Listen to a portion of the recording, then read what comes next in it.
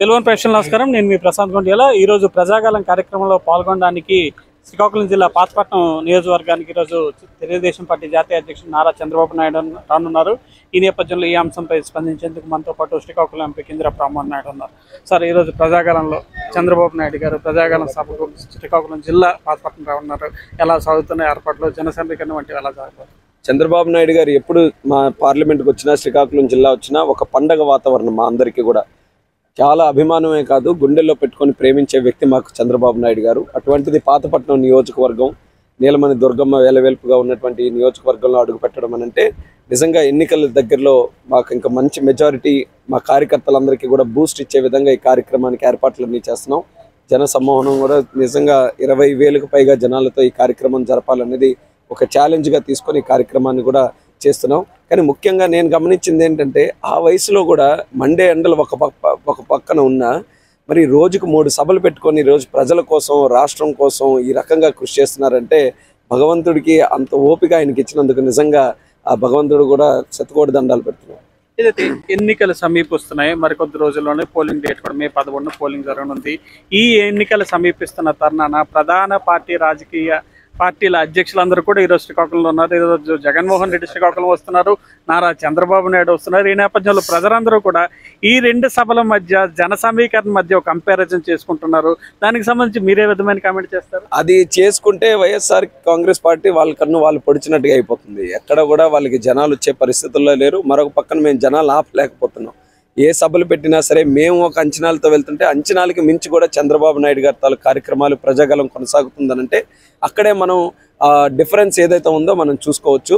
కాకపోతే శ్రీకాకుళం జిల్లా ఎప్పుడు కూడా ఒక ఆనవాయితీగా ఏదైనా ప్రారంభించినా, ముగింపు చేసినా ఒక ఆనవాయితీగా ఎప్పుడు కూడా ఉంటుంది. కాబట్టి ఆ క్రమంలో యాదృచ్ఛికంగా ఇద్దరు కూడా ఉన్నప్పటికీ కూడా రేపు 2 సభలు కూడా జరిగిన తర్వాత మీకు ఏది పాలుకు పాలు నీళ్ళకి నీళ్ళలాగా అయిపోతుంది.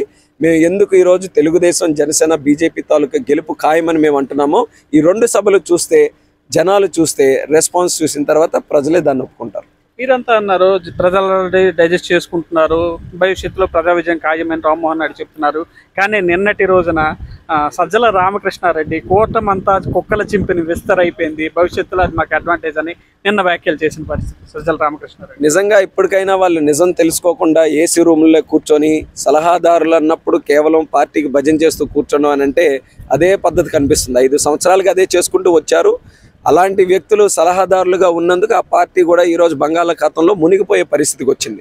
ఇప్పటికైనా కళ్ళు తెరిచి ప్రజల దగ్గరికి వెళ్ళి ప్రజల కోరికలేంటి, ప్రజలు అనుకున్నటువంటి విషయాలేంటి ఇప్పటికూ కూడా తెలుసుకోకుండా లోపల కూర్చొని ప్రెస్ మీట్లు పెట్టుకొని ఈ రకంగా మాట్లాడుతున్నారని అంటే ఇంకా కనీసం వచ్చినటువంటి ఓట్లు కూడా ఇంకా రావేమో అన్నటువంటి ఆలోచన ఈరోజు కలుగుతుంది. అయితే ఆయనకి ఎప్పుడు కూడా మేము భయపడలేదు, సీరియస్గా తీసుకోలేదు. ఎప్పుడు కూడా జగన్మోహన్ రెడ్డి తాలూకా భజన కొట్టుకోవడం, తెలుగుదేశం పార్టీ, పవన్ కళ్యాణ్ గారు వీళ్ళ మీద బూతులు తప్పితే వాళ్ళు ఉపయోగకరమైనటువంటి మాటలు ఎప్పుడు కూడా బట్టి వచ్చే సమయంలో మేము అలాంటివి పట్టించుకోకుండా ప్రభుత్వ సలహాదారు గారు ఉండి ప్రభుత్వ జీతం తీసుకొని పార్టీలపై ఆయన విమర్శలు చేస్తున్నారు. మీరు ఎలక్షన్ కమిషన్ దృష్టి కూడా గతంలో ఏవో చిన్న చెత్తగా కానీ ఫుల్ ఫ్లెడ్జ్డ్గా ఎందుకు దృష్టి సారించడం లేదు? అంటే అది కూడా మేము ఎక్కడికక్కడ కంప్లైంట్స్ కూడా ఇచ్చాం. కంప్లైంట్స్లో కూడా సలహాదారులకి క్యాబినెట్ మినిస్టర్ తరహాలోనే అన్ని పర్మిషన్స్ ఉన్నాయి, రూల్స్ ఉన్నాయని చెప్పడంతో, ఎందుకంటే లీగల్గా ఫైట్ చేయాలి. మేము ఏమనుకున్నా సరే ప్రజాస్వామ్యాన్ని గౌరవించాలి, రూల్స్ అండ్ రెగ్యులేషన్స్ గౌరవించాలి. కాబట్టి ఎలక్షన్ కమిషన్ కూడా మేము ఫిర్యాదు చేసాం.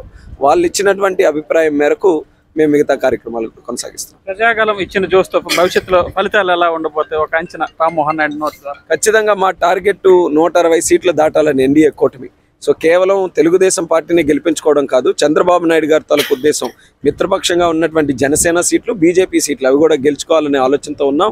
మరి నేనైతే వ్యక్తిగతంగా ఇక్కడ పార్లమెంట్ సభ్యుడిగా ఉన్నాను, ఇక్కడే పోటీ చేస్తున్నాను. కాబట్టి నా తాలూకా టార్గెట్ అంతా కూడా నా నియోజకవర్గంలో ఉన్నటువంటి 7కి 7 కూడా గెలిపించుకోవాలని. ఆల్రెడీ ప్రజాగలం ఒక కాన్స్టిట్యున్సీలో జరిగింది. మళ్ళీ ఈరోజు ఇంకో 3 కాన్స్టిట్యున్సీలో ఈ కార్యక్రమం చంద్రబాబు నాయుడు గారి ఆధ్వర్యంలో జరుగుతుంది. కాబట్టి చాలా ఆనందంగా ఉంది. అంటే మా జిల్లాకి ఇంత పెద్ద ఎత్తున ఆయన టైం కేటాయించి ప్రజల్ని కలుసుకునే కార్యక్రమం చేసినందుకు ఇది కూడా తప్పకుండా మాకు 7కి 7 గెలపించడానికి చంద్రబాబు నాయుడు గారి రాక చాలా ఉపయోగకరంగా మేము భావిస్తున్నాం. ఇది శ్రీకాకుళం ఎంపీ కింజరాపు రామ్మోహన్ నాయుడు గారు చెప్తున్న మాట. ప్రజాగాలం ఇస్తున్న బూస్టప్తో రాష్ట్రంలో 165 స్థానాలకు పైగా టీడీపీ కైవసం చేసుకుంటుందని ఈయన ధీమా వ్యక్తం చేస్తున్నారు. ఇది శ్రీకాకుళం జిల్లాలో 2 చోట్ల ప్రజాగాలం కార్యక్రమాలు తెలుగుదేశం పార్టీ జాతీయ అధ్యక్షుడు నారా చంద్రబాబు నాయుడు ఆధ్వర్యంలో జరగనున్నది. ప్రస్తుతం మనం పాతపట్నంలో ఉన్నాం. మరి కాసేపట్లో ఈ ప్రాంతంలోనే నారా చంద్రబాబు నాయుడు విచ్చేయనున్నారు. ఇక్కడ నుంచి 2 సభల్లో ఈరోజు అయితే చంద్రబాబు నాయుడు పాల్గొంటారు. అదేవిధంగా రేపటి రోజున ఏదైతే శ్రీకాకుళంలో మహిళా సమావేశం కార్యక్రమంలో అయితే చంద్రబాబు నాయుడు పాల్గొన్నారు. మొత్తానికి సుడిగాలి పర్యటనలు శ్రీకాకుళం జిల్లాలో సాగుతున్నాయి. తెలుగుదేశం పార్టీ అధ్యక్షుడు నారా చంద్రబాబు నాయుడుతో పాటు అదేవిధంగా వైసీపీ అధ్యక్షుడు అదేవిధంగా ముఖ్యమంత్రి జగన్మోహన్ రెడ్డి కూడా ఇద్దరు కూడా ఈరోజు శ్రీకాకుళం జిల్లాలో విస్తృతంగా పర్యటన చేపట్టబోతున్నారు. ఏదైతే ఓటు బ్యాంకును పెంచుకునే పనిలో 2 ప్రధాన పార్టీల అధ్యక్షులు కూడా తలమణకులలో ఉన్నారు. ఈ నేపథ్యంలో 2 పార్టీల అధ్యక్షులు, ముఖ్యమంత్రి, ప్రతిపక్ష నేత ఇద్దరు కూడా శ్రీకాకుళం జిల్లాలో తిష్ట వేయడంతో శ్రీకాకుళం జిల్లాలో ఎన్నికల వేడి మరింత రెట్టిపోయింది అనేది చెప్పుకోవచ్చు. శ్రీకాకుళం జిల్లా పాతపట్నం నుంచి ప్రశాంత్, తెలుగు వన్ న్యూస్.